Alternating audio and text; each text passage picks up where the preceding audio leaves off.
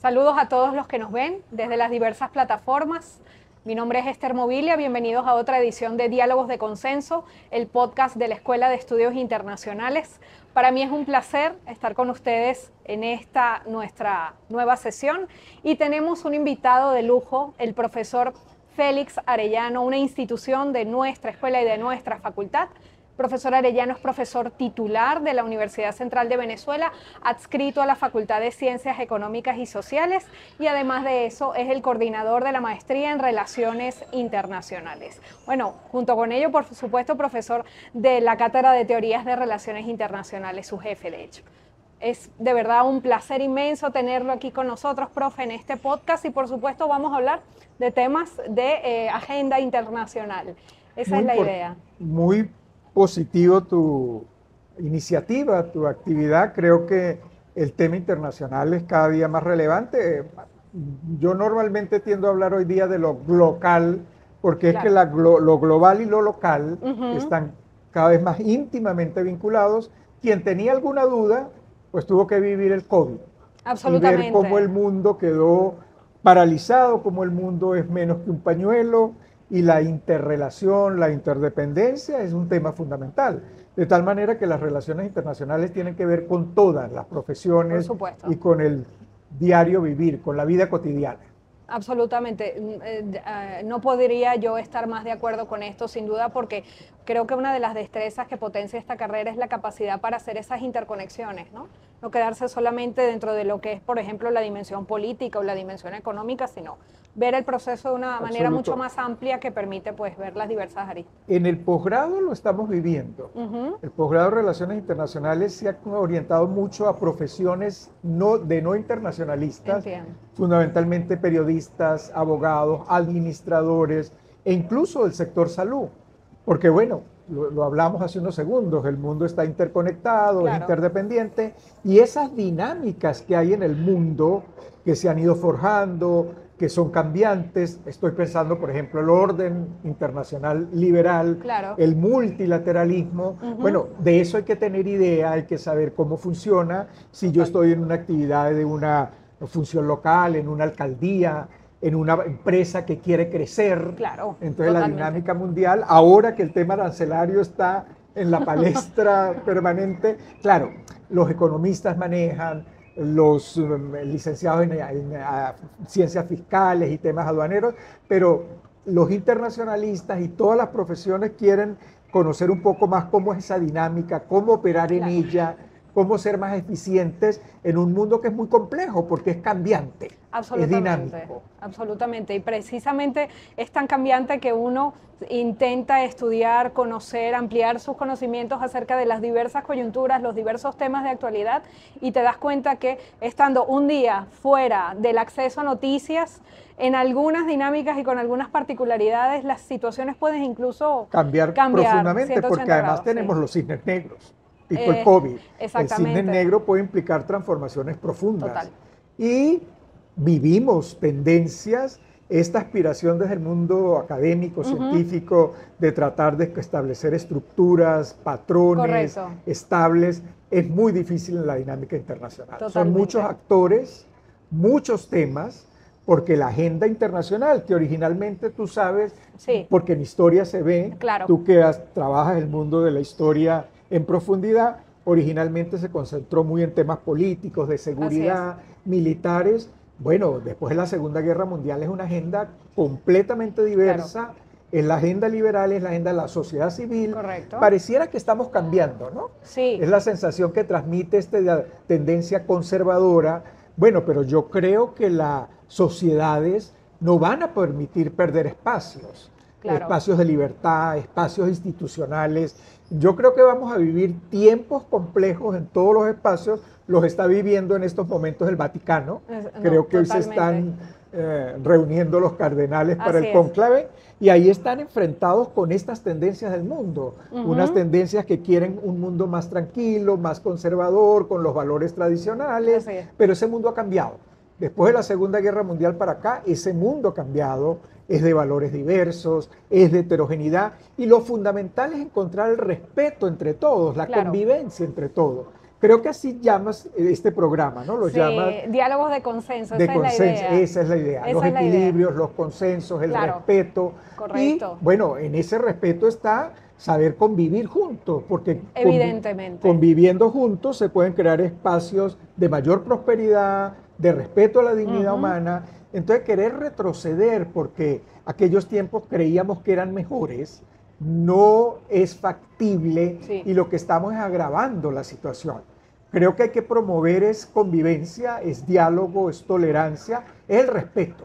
Claro, esa es la idea, precisamente incluso a través de las diferencias poder llegar a acuerdos e incluso esa es la base del modelo democrático y del modelo liberal. Ese es el fundamento de las relaciones internacionales. Correcto. Si uno quiere construir gobernabilidad en el mundo pensando que un modelo se impone, es así. No es fácil. Porque ni la fuerza puede resolver necesariamente los problemas. Recordemos casos pasados como la intervención en Vietnam, en Camboya, Estados Unidos, o más cercanos a Afganistán, por ejemplo. Todo ese enorme esfuerzo militar no logró realmente imponer un esquema de valores. Exacto, al menos no al mediano plazo. No. Probablemente de forma inmediata uno puede mantener, o en general hemos visto incluso a lo largo de la historia, cómo se ha podido mantener el control, pensemos incluso Tercer Reich, ¿no?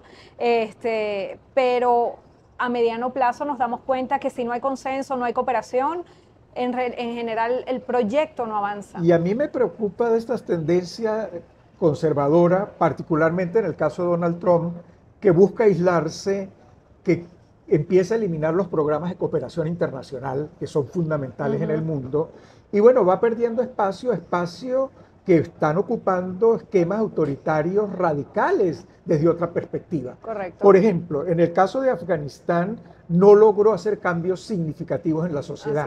Y lo que hizo fue abrirle el espacio a la visión radical, a la visión del talibán, que vuelve a repetir esos graves errores de exclusión de la mujer, de maltrato a las libertades, agravó la situación.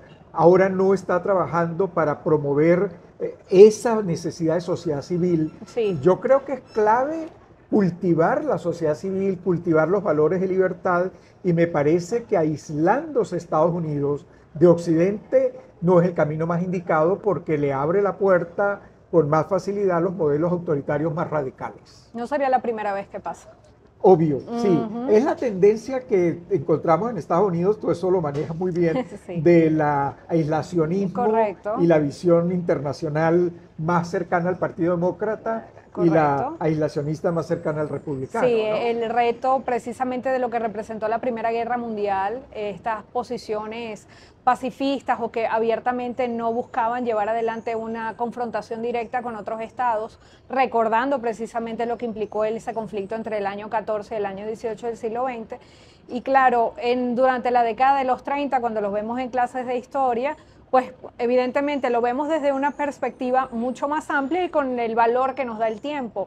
Y ahí vemos el hecho de que el miedo a la guerra, o el miedo a entrar en otra confrontación, en este caso con los modelos totalitarios, como lo fue el caso alemán, por supuesto, y el caso italiano, de los más representativos, no los únicos, fue de una u otra forma lo que terminó favoreciendo eventualmente que a partir del 39 empezara otro conflicto. Entonces, el tema no es correr la arruga, ¿no? Sino ver cómo se hace precisamente de cara a los retos que tenemos en nuestro presente, buscar alternativas que sean, que impliquen, o por lo menos yo creo que los dos creemos en eso, ¿no? Que impliquen el mayor respeto e incorporación. Hay un desasosiego mundial, indiscutiblemente. La tendencia conservadora está creciendo, podríamos usar la expresión de manera muy espontánea. No necesariamente está el efecto Trump detrás de estos partidos radicales conservadores que están creciendo en Europa. Acaba de ganar en Rumanía, por ejemplo. Correcto, exacto. Es un sentimiento de ver, por una parte, la globalización, verle la cara negativa a la globalización y no ver los elementos beneficiosos, positivos, que ha generado en materia de apertura, de comercio, de bienestar, de generación de empleo. Y en el caso de Europa, sorprendentemente, hay también un euroescepticismo, un rechazo a los esquemas comunitarios, que es una cosa muy paradójica, porque cuando nombramos hace un momento el COVID, precisamente en el COVID se vio la importancia de la integración europea. Se dio el hábil manejo de las instituciones comunitarias, la asistencia oportuna, significativa, que no tenía América Latina, por ejemplo. No, sin duda. América Latina no tenía esas instituciones, esos recursos. Europa sí. Luego, la amenaza de Putin frente a Europa hace sentir de nuevo la importancia de estar integrados, coordinados, pero no obstante crece un euroescepticismo. Es una situación compleja, paradójica, que por supuesto todos los movimientos radicales autoritarios aprovechan. ¿Por qué molesta la integración europea a los movimientos radicales conservadores? Bueno, molesta porque tiene valores de libertad, valores de inclusión y de participación, de respeto a la dignidad, porque defiende una institucionalidad y promueve una organización internacional mucho más integrada, mucho más abierta, y los movimientos radicales quieren volver a la soberanía absoluta. Quieren que no haya controles, que no haya supervisión. Por ejemplo, si vemos el hemisferio, este ataque tan duro a la OEA, creo que es a la Organización de Estados Americanos, creo que es fundamentalmente el ataque a los avances en materia de derechos humanos. Si a la OEA le quitáramos la Comisión de Derechos Humanos y el Tribunal Interamericano, yo creo que todos estarían tranquilos, porque lo que quieren es una OEA simbólica, una OEA que no tenga mayor intervención. Luego, cuando se aprobó la Carta Democrática Interamericana, se le dio al secretario general de la OEA un papel de actividad que no tenía. Se le permitió la alerta temprana, se le permitió la denuncia efectiva, y se le permitió la convocatoria de los países, cosa que no existía previamente. Eso molesta al gobierno que no quiere controles, que no quiere supervisiones, pero yo creo que la sociedad civil democrática a escala mundial, que tiene que ver con sindicatos, que tiene que ver con sectores empresariales, entre otros, y sobre todo el mundo académico, bueno, de ahí el conflicto, por ejemplo, de la Universidad de Harvard, ¿no? Sorprendentemente. Absolutamente. Hay que defender unos valores de libertad, porque eso le abre espacio a la humanidad en su conjunto, y a mí me sorprende profundamente que existan países débiles que estén apostando a esos modelos autoritarios. Porque si yo felicito hoy la invasión a Ucrania, lo que estoy diciendo es que mañana se puede invadir Panamá. Estoy abriendo una puerta terrible, violentando los principios liberales, porque en los principios liberales, en la Carta del Atlántico, estaba el tema de la autodeterminación de los pueblos. Así es. Estamos violentando la autodeterminación de los pueblos con el caso de Ucrania, con la amenaza a Taiwán, y si estamos celebrando esas amenazas, pues bueno, que se abran las intervenciones en todo el planeta, que vamos a repartir África como en 1890 y tanto. 34. Ajá, es una situación terrible. Entonces yo creo que tanto los países débiles como las sociedades civiles de orientación democrática en el mundo tenemos un desafío enorme por delante. Y usted ahorita, considerando ya como internacionalista, con su trayectoria profesional, experiencia académica, usted, a propósito de lo que está mencionando, del auge de estos modelos conservadores y de la necesidad que tienen las instituciones y los valores liberales de prevalecer de cara incluso a este tipo de dinámicas, ¿cómo ve usted los próximos años? Es decir, ¿puede existir una posibilidad de ajuste?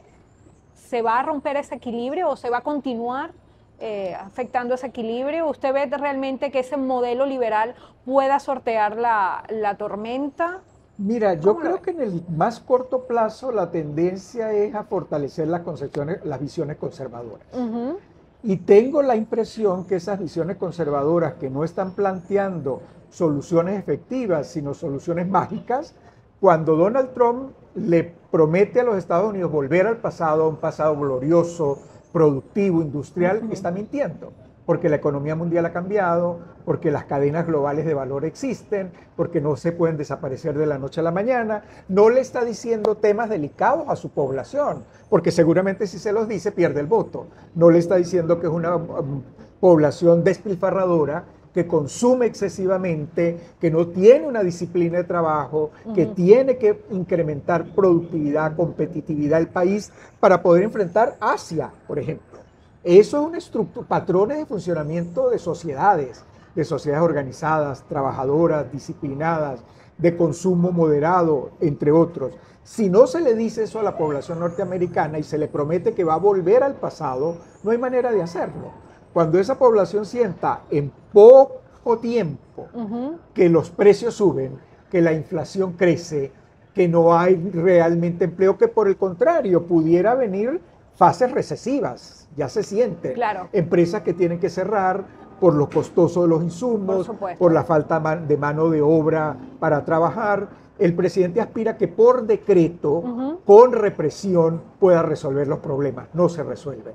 Eso debería dar pie a discutir más en profundidad soluciones más humanas, más de corte social, que impliquen esto, disciplina, trabajo. No es plantear la farsa del Estado lo va a resolver todo. Evidentemente. No es irnos de un extremo al otro, porque ninguno de los extremos es solución. Las soluciones van por las vías medias, pero los esquemas de visión de equilibrio pareciera que están un poco desprestigiados. Entonces creo que el desafío es para la dirigencia, para los líderes, para las universidades. Vuelvo a citar como elemento la amenaza a Harvard. Se le amenaza a Harvard porque están en sus aulas debatiendo libremente, porque están discutiendo la diversidad del pensamiento. Y esa es la labor de una universidad. Una universidad que no haga un debate libre, argumentado, no es universidad. Absolutamente. Es un esquema ideológico. Así es, y yo creo que es valioso precisamente de cara a lo que se está observando en otras latitudes. Bueno, el papel, y aquí lo quiero destacar, ¿no? El papel del profesorado de la Universidad Central en el medio de muchas dificultades, de los retos del día a día, que está dispuesto, que está abierto, que está presente, que está debatiendo, que está reflexionando, que está produciendo conocimientos, ¿no? Eso sin duda creo que merece el reconocimiento del caso.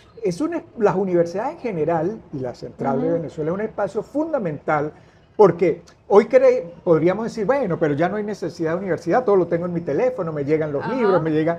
El teléfono tiene toda esta campaña antisistema, todo un proceso de manipulación, esto que llamamos la guerra híbrida. La guerra híbrida de la antipolítica, destruyendo los valores liberales, destruyendo las instituciones, la democracia, las libertades. Bueno, es el aula, es el debate en el aula, basado en los principios de la discusión argumentada, el elemento fundamental. Una discusión que no se puede quedar en 3 frases, en pocas líneas, y que además esas pocas líneas hay que discutirlas a fondo, hay que ver qué está detrás de esos discursos. Por supuesto. Y cuáles son las consecuencias sociales. Por supuesto. Las consecuencias sociales es un tema fundamental porque esa solución mágica lo que puede exacerbar es malestar, desasosiego, generar pobreza, generar miseria y ser una bomba social en el mediano largo plazo. Claro, y precisamente es en el aula de clase en donde a través del debate se construyen los argumentos y se desarrollan las destrezas que van a ser fundamentales para el ejercicio.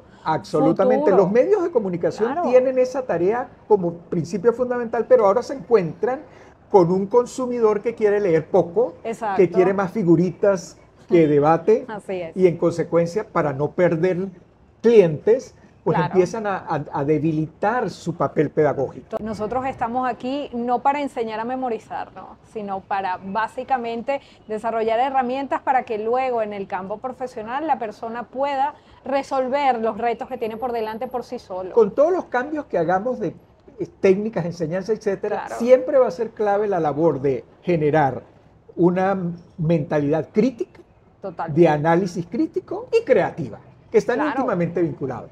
Porque si yo me torno crítico frente a esta realidad, el reto que me surge de inmediato es ¿y qué puedo plantear? Claro. En ese ¿qué puedo plantear? Otra contribución nos da la universidad, que es ver experiencias, conocer la historia. Claro. No conocer la historia es repetir errores, esa expresión es muy usada, ¿no? Sí. Ustedes los historiadores deben estar muy molestos que la usamos no de la mejor manera, pero lo cierto es que conocer las experiencias es fundamental y en eso el mundo global ayuda mucho. Las redes, el acceso a la información, bueno, pero eso hay que disciplinarlo. Y si lo que estamos disciplinados en la comunicación reducida, limitada, poco sustantiva, muy frívola, por cierto, además. Entonces, bueno, no estamos formando la población crítica y creativa que necesitamos.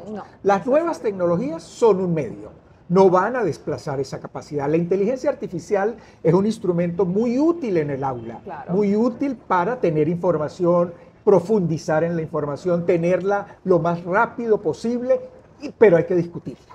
Hay que discutirla con experiencias y por eso el debate multidisciplinario es clave. En los posgrados se puede vivir con más intensidad que en los pregrados, porque en los posgrados, por ejemplo, en el de Relaciones Internacionales, encontramos diversidad de profesiones. Allí es muy significativo, yo siempre le destaco a los alumnos en las primeras clases, la necesidad de crear una visión prudente, el no creer que porque yo ya tengo una profesión, ya tengo la verdad en mis manos. Claro. Tengo herramientas, tengo elementos, pero ahora estoy en un escenario diverso en el que la psicología, la antropología, la administración, las ciencias naturales, todos aportan y aportan herramientas, aportan conceptos. El mundo es global, el mundo es interdisciplinario, multidisciplinario, y en consecuencia hay que trabajar con esa perspectiva. Esa es otra de las bondades del internacionalismo. Totalmente. La visión multidisciplinaria e interdisciplinaria para conocer la dinámica global. La dinámica global llegó, y aun cuando Trump le encanta hablar de desglobalizar, yo creo que es imposible. El teléfono es una prueba de ello. Sin duda. Lo que hay es que saberla administrar. Lo que hay es que ponerle límites a la información que circula. Yo no tengo por qué repetir todo lo que me llega y ahí entra el pensamiento crítico. Lo que me llega puede ser simplemente manipulación, entonces hay que profundizar. En ese profundizar yo tengo herramientas. Puedo recurrir a la información que corre, a las distintas fuentes, pero repito, el aula es un espacio invalorable. Totalmente, y lo seguirá haciendo. Completamente. Y lo seguirá haciendo. Obviamente se necesita una universidad libre en una sociedad libre. Claro, tenemos una universidad libre, las sociedades tienden a hacerse cada vez menos libres, según nos dicen los expertos, The Economist, Freedom House, nos habla de esta tendencia autoritaria en el mundo. Bueno, creo que junto al aula, creo que este es uno de los retos que están viviendo los cardenales hoy. Absolutamente. Y hacia dónde se orienta la iglesia, hacia una iglesia más abierta, inclusiva, respetando principios fundamentales, o una iglesia más cerrada. Claro, de hecho, de eso quería que conversáramos ahorita, porque sin duda que cuando hablamos de la agenda actual, de la agenda internacional actual, uno de los temas que salta, uno de los temas más representativos es lo que se está desarrollando en estos días a propósito de la elección del nuevo pontífice, del nuevo papa. Y hemos visto muchas cosas a través de los diversos medios, empezando por la agencia de noticias del propio Vaticano, pero igualmente es información que circula en las redes sociales, como tenemos, así como sucede en general en la sociedad, el Vaticano no escapa de esto, ¿no? Estas diversas tendencias acerca de cómo imaginar una iglesia futuro, una iglesia más abierta, más liberal, en alguna medida en consonancia con lo que fue el proyecto del Papa Francisco, o una visión un poco más conservadora, mucho más tal vez cercana a lo que es la importancia de la fe y de las bases teológicas para la construcción de esta institución. ¿Cómo lo ve? Bueno, como tú lo planteaste, sonó muy bien, y ahí lo que yo diría es la necesidad de un equilibrio. Claro. Porque una iglesia que se cierra sería lo peor para el mundo. Cuando crece la pobreza, cuando crece la exclusión en el mundo, bueno, la iglesia tiene que llenar ese espacio y tiene que ser la institución que permite darle esperanza al ser humano, y ahí entran los temas de fe.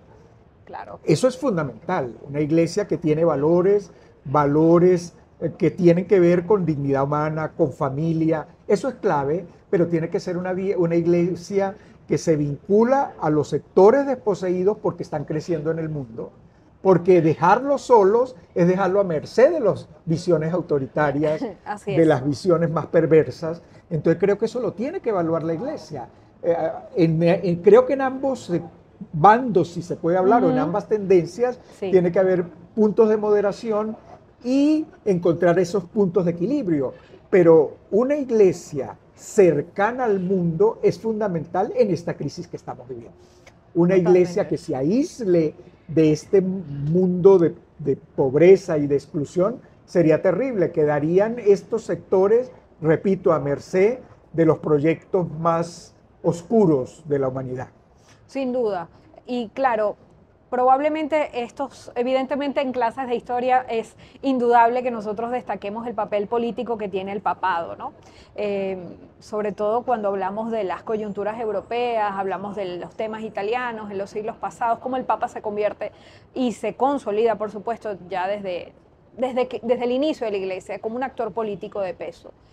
Hemos visto, por supuesto, en alguna medida, desde finales del siglo XX, cómo ese papel político del papado se ha visto reforzado. Estoy pensando, por supuesto, en el Papa Juan Pablo II, sin echar por tierra a los papas anteriores, pero sin duda que en el caso de Juan Pablo II, dado su formación, su trayectoria, su origen, nosotros podemos ver ahí un peso importante en el hecho del proceder de la Europa Oriental y de todo lo que implicó de cara a las últimas décadas de la Guerra Fría, su rol como actor político, con esa famosa frase "no tengan miedo", ¿no?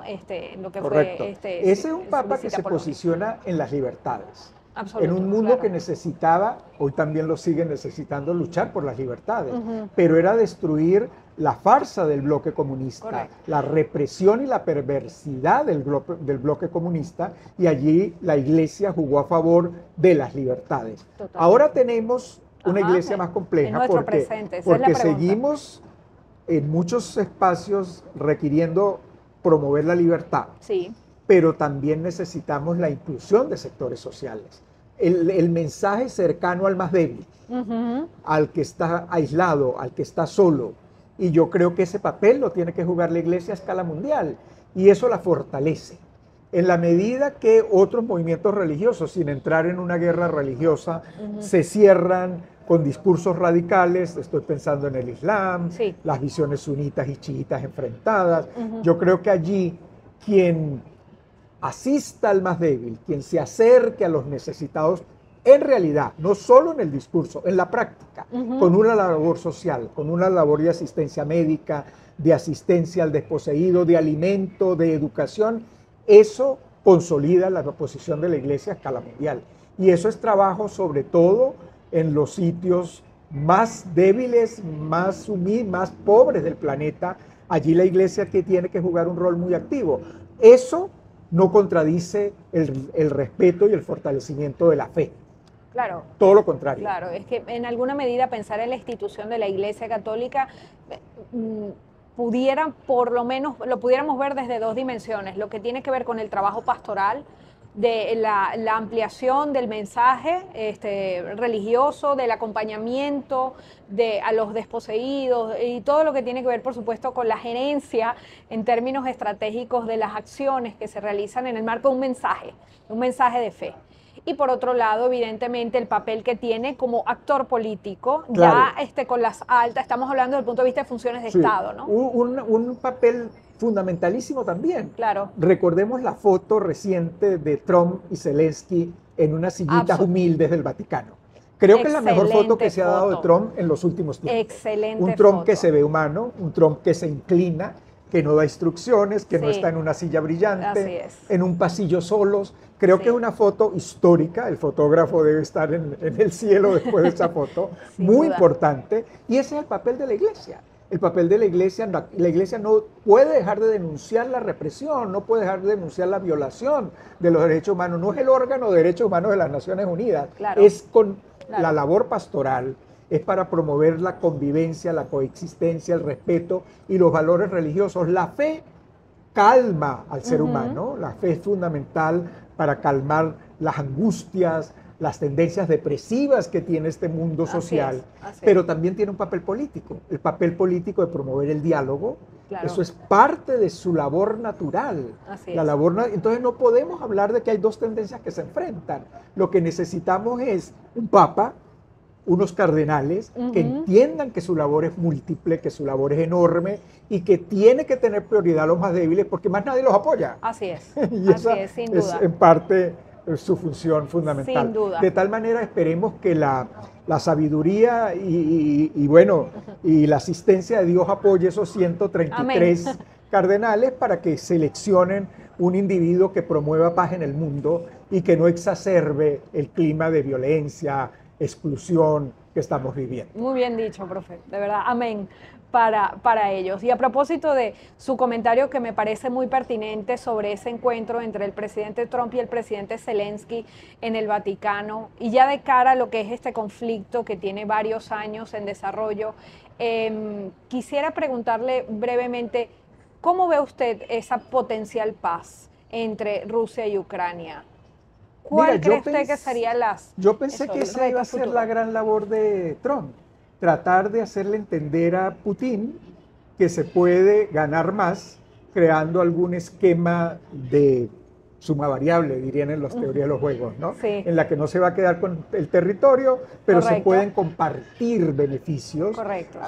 Cuando ya se visualizaba la invasión, Europa trabajó mucho en esa tesis, la idea de una Ucrania integrada en la Unión Europea con proyectos con Rusia, que era la tesis de la señora Merkel. Así es. La idea de que si se incorporaba a Rusia, si se incorporaba a Putin, bueno, se podía calmar su tendencia expansionista y se le podría poner a jugar a favor del proyecto en general. Correcto. La señora Merkel no lo logró y bueno, pareciera que Trump tampoco está caminando por esa vía. Esa es su tarea. Su tarea es presionar a ambas partes para una solución negociada que va a tener elementos que molestan a los dos, pero que va a crear un espacio de convivencia. Ese proyecto va a tener el enorme respaldo de Europa y yo creo que en general del mundo. China ahí es un factor complejo, porque para China es muy importante que esto se resuelva a favor de Rusia, porque es el precedente para Taiwán. Totalmente. Si yo ocupo Ucrania, si allá ocuparon Ucrania, yo puedo ocupar el territorio que me pertenece. Entonces, bueno, en este momento está Xi Jinping en Rusia, de tal manera que el tema ahí es delicado y ese podría ser el gran desafío para Trump. Esperemos que como cambia con facilidad, comprenda que no es aislando y golpeando a Ucrania que se puede resolver de la manera más eficiente el problema, sino que es presionando a Putin para un proyecto, una torta compartida, dicha en teoría de los juegos. A propósito de esa visita de China a Rusia y todo lo que implica, ¿no? Las celebraciones del 9 de mayo como Día de la Victoria, Día de la llegada del ejército soviético a Berlín y con ello pues un golpe fuerte a lo que fueron las campañas militares durante la Segunda Guerra Mundial, ¿no? ¿Cómo ve usted esa relación en este momento entre China y Rusia? ¿Puede jugar China como una suerte de mediador puede jugar Rusia, quiero decir, como una suerte de mediador entre China y Estados Unidos? Mira, yo tengo el temor, desde que empezó la invasión a Ucrania, que ahí se estaba consolidando una tendencia iliberal, un poco. La historia no se repite, pero un poco de volvernos a aquel viejo concierto europeo, aquella balanza de poder, donde los poderosos imponen las reglas, las instituciones multilaterales hay que disminuirlas al mínimo posible, no hay mecanismos de control ni de supervisión, no hay principios básicos, no hay autodeterminación de los pueblos, la ocupación sí genera derechos, lo contrario a los principios liberales. Esa es la tendencia que pareciera está avanzando. Trump no está jugando en contra, sino pareciera que a favor. Estas amenazas a Groenlandia, a Canadá, a Panamá, son muy delicadas. Entonces hay una tendencia ahí liberal, pero yo espero, repito, que las instituciones, las agrupaciones, los movimientos democráticos del mundo actúen con eficiencia, actúen oportunamente. Estoy llamando a los partidos democráticos en el planeta, a las sociedades civiles, para tratar de hacer cambios, en particular en Trump, porque creo que esta alianza China-Rusia va muy dirigida al expansionismo, que para China en principio pareciera que era solo Taiwán, pero a lo mejor no. Le interesa el mar de sur de China, le interesa la frontera con la India por Cachemira. Entonces son amenazas muy serias que el efecto Trump, como está planteado en este momento, pareciera que promueve también, y eso hay que modificarlo. El mundo que defiende los valores democráticos, que son los valores liberales políticos, tiene que hacer sentir su voz. Creo que en ese sentido los partidos democráticos del mundo, tipo el demócrata, el laborista, etcétera, tienen que fortalecer su función, su acercamiento con la población, para que la población que vota no vote por el proyecto que grita mucho, pero no resuelve nada. Muy precisa esa última frase, ¿no? Cuando nos quedamos en palabras vacías y que en la práctica pues esto nos lleva soluciones mágicas. Ahora, creo que toda esta destrucción progresiva del proyecto liberal que beneficia a los autoritarios requiere de un análisis exhaustivo, requiere de una difusión que a veces los medios no están haciendo. Por eso creo que esfuerzos como el tuyo son muy útiles para identificar problemas, iniciar debates e ir creando conciencia.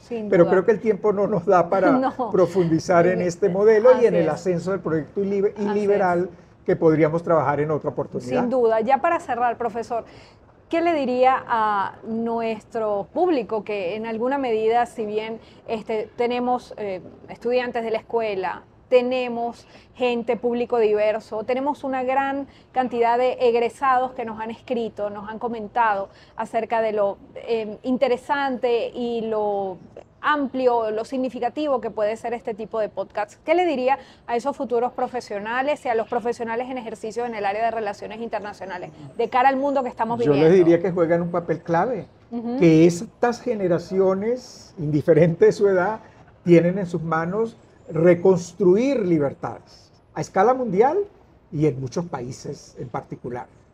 Construir institucionalidad democrática, construir institucionalidad que respete la dignidad humana. La convivencia es fundamental, el respeto entre los grupos en la diversidad es la clave para un mundo más próspero, un mundo más vivible, un mundo en paz. Creo que el trabajo es enorme. A veces los líderes fracasan porque quieren votos rápidos, entonces instituciones como sindicatos, como gremios del sector privado, del sector empresarial y sobre todo universidades, centros de investigación juegan un papel fundamental cuando la educación está tan deteriorada. Otro tema que exige profundidad lo acaba de desnudar la Universidad Católica con este informe que presentó del deterioro que tiene la educación venezolana. Creo que otros países pobres están viviendo situaciones dramáticas. Entonces, bueno, estas tecnologías pueden ayudar. Programas como este, que tocan temas claves, que tratan de profundizar, aunque el tiempo sea corto, hemos tratado de ver elementos sustantivos en los que hay que seguir trabajando, de tal manera que esta es una labor a favor de libertades, de democracia y de bienestar humano. Así es. Bueno, de verdad queremos darle las gracias al profesor Félix Arellano por esta sesión tan significativa y tan sustanciosa de la cual podemos iniciar una serie de reflexiones trascendentales. De verdad, profesor, muchísimas gracias por apoyarnos. Y te felicito por esta iniciativa. Muchísimas gracias y muchísimas gracias a todos por sintonizarnos a través de las diversas plataformas.